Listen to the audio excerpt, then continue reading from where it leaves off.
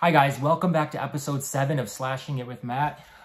If you guys love horror, you love talking about horror, please slash that subscribe button. I would really like to get to 100 subscribers. I want to start giving away some merchandise. I'm really excited for that. So guys, please slash that subscribe button. So today on episode 7, we're going to talk about Nope and what I thought about this movie.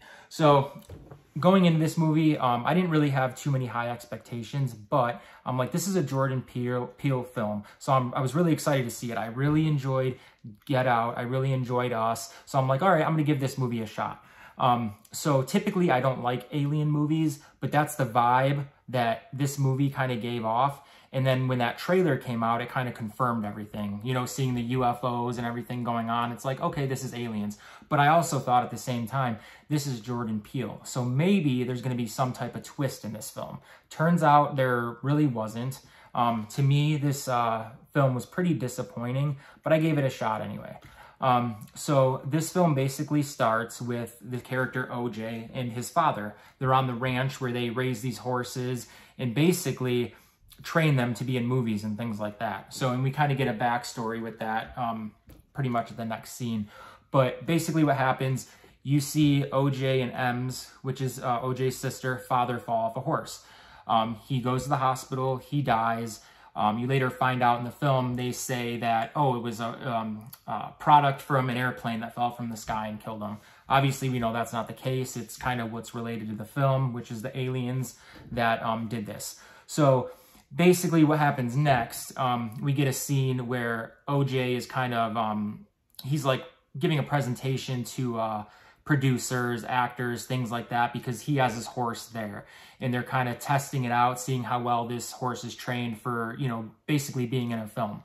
So we first get introduced to Em, who is played by Keke Palmer. Great actress, by the way. If you guys never seen the Scream series, check out the Scream series 1, 2, and 3. She is in season 3, which is a completely different story from season 1 and 2. But anyway, not to get off topic, but that was a great series. Check it out if you haven't.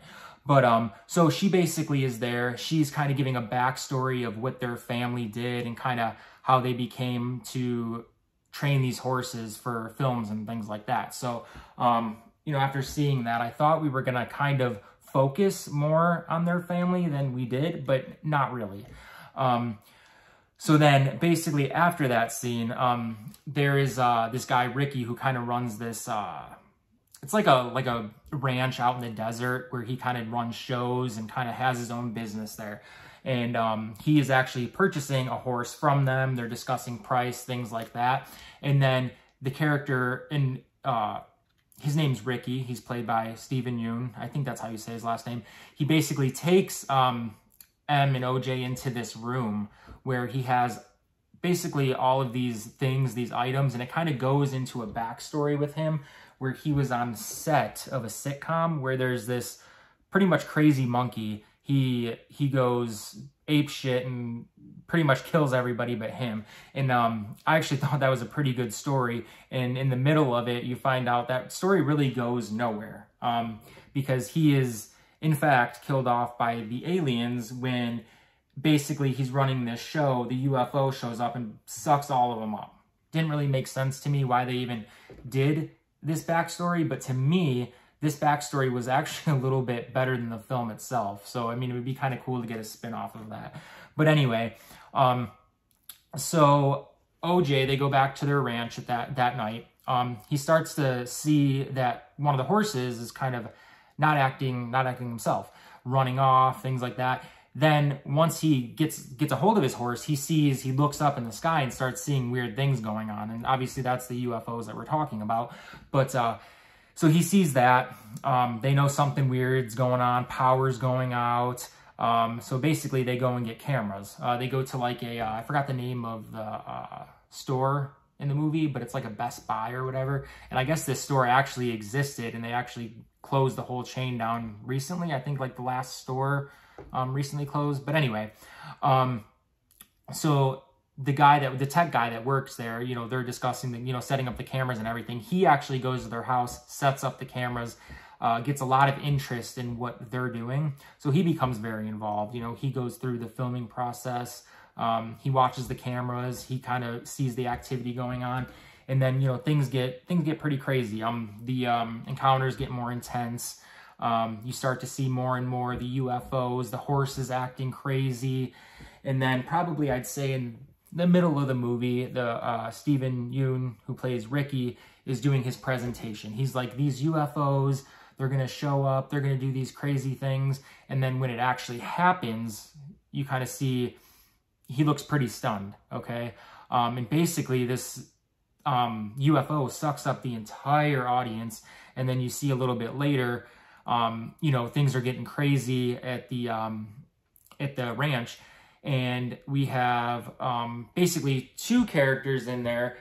We have OJ, who is just at the ranch where Steven Yeun does all of his presentations, and basically saw all the cars in the parking lot, things trashed, no one around. And then that UFO comes and goes kind of right past him.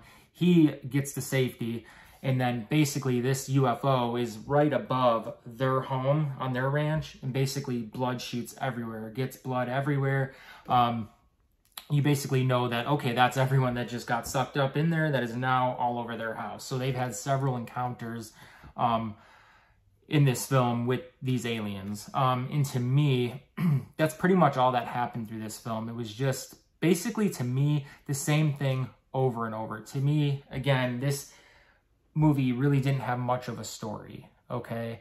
At the end of the movie, they basically defeated everything that was going on. We got, you know, kind of the happy ending, but I don't know. I don't know if I lost interest or what it was, because like, again, I said, I don't really care for the alien films, but you basically get your happy ending with this. They basically defeat these aliens.